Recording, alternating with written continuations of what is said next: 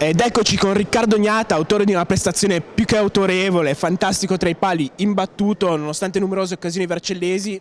Siete riusciti a portarvi a casa una vittoria difficilissima ma molto importante per l'ottica campionato. Sì, difficilissima, lo sapevamo. Abbiamo visto il Vercelli negli ultimi anni, l'abbiamo visto quest'anno, sappiamo che in casa del Vercelli è veramente difficile.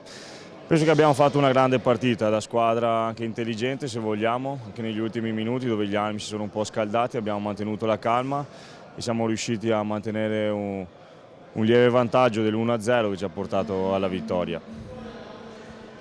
Abbiamo detto te, portiere perfetto stasera, veramente tutti interventi spettacolari.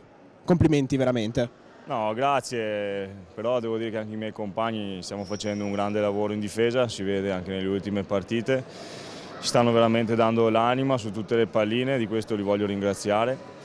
E poi a volte ci vuole anche un po' di fortuna, sappiamo che nell'hockey l'1-0 è veramente difficile, si vede pochissime volte, questa sera ce la siamo anche cercata.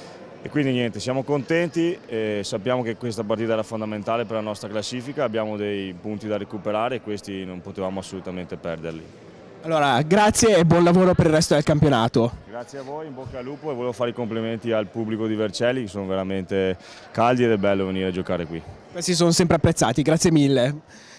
E direi che può terminare qua, ci vediamo alla prossima partita in casa, grazie a tutti e buona serata.